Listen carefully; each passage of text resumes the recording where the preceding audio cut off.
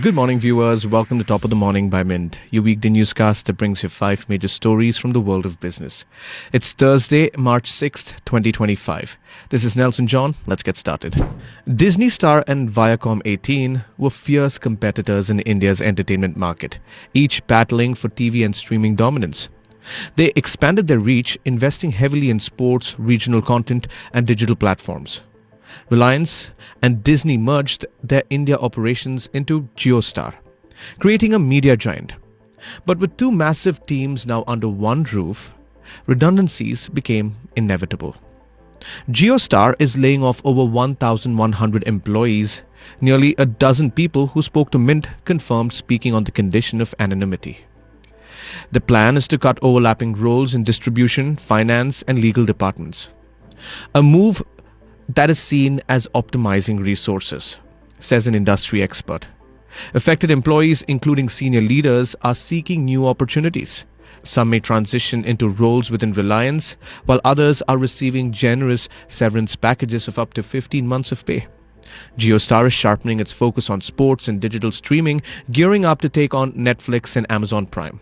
With Nita Ambani as chairperson and Uday Shankar as vice chair, the company's next play is clear: conquer India's entertainment space, no matter the cost. Coforge Limited was the star of the stock market on Wednesday, surging 8% after sealing a massive 13-year, $1.56 billion deal with US travel tech giant Sabre Corp, its largest ever contract. The deal brings strong revenue visibility for FY26, especially at a time when tech budgets are tightening. Adding to the momentum, Coforge acquired two companies, Rhythmos Inc. for $48.7 million and Australia-based TM Labs for $12.5 million. It also announced a stock split in a 1-to-5 ratio, making shares more accessible to investors. The big deal win signals Coforge's growing influence in the IT space. The scope of these deals is completely new, highlighting Coforge's technical prowess, says Rahul Jain of Dulat Capital. However, Sabre's financial health, $5.1 billion in debt, poses a risk, making an efficient cash collection crucial. Despite this, Coforge has consistently outperformed its peers. In December quarter, order books hit $1.4 billion, up 40% year-on-year. Analysts remain bullish with a 25% stock surge over the past year. Coforge looks poised for continued growth, even as the broader IT sector navigates a slow recovery. India's car market was one of the most protected in the world, with sky-high import tariffs up to 110%, keeping foreign auto car makers at bay. Companies like Tata Motors and Mahindra thrived under these policies, investing heavily in local manufacturing and shaping India's growing EV sector.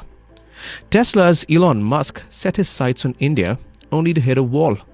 Those very tariffs made it nearly impossible to enter the market. Elon Musk has criticized them among the steepest in the world, and now US President Donald Trump has joined the debate. In a fiery address to Congress, Trump slammed India's high car duties and even threatened retaliatory action, calling India's duties unfair.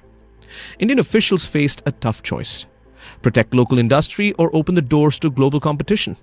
Talks began, and Trade Minister Piyush Goyal flew to the US for high-stakes negotiations. India made its first move, trimming import duties on luxury vehicles, a sign of change. The world has watched, waiting to see if Tesla will finally drive into Indian roads. For millions of Indians battling with cancer, sky-high drug costs may drop soon.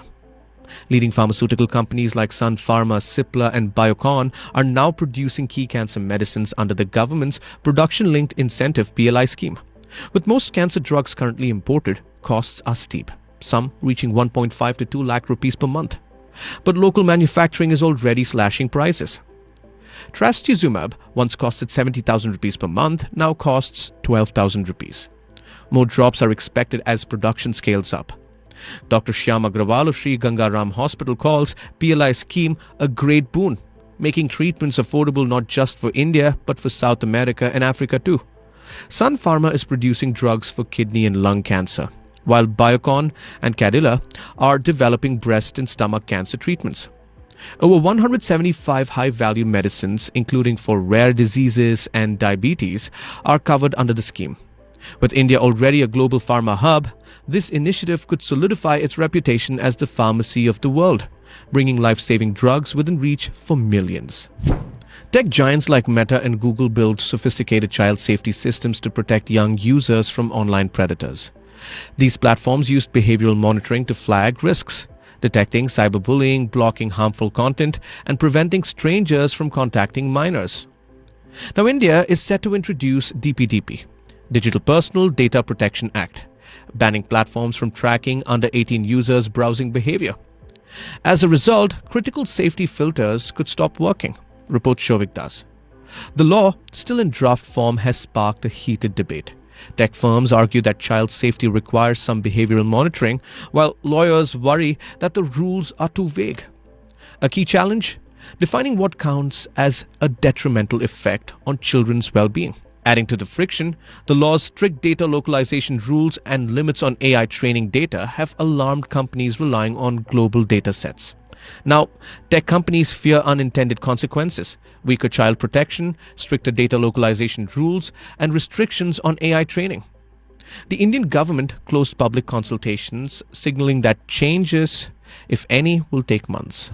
That's all for today. Thank you for joining in. We're eagerly looking forward to our next Top of the Morning episode, which will be packed with the latest in business news. Until then, this is Nelson John signing off. Have a tremendous Thursday.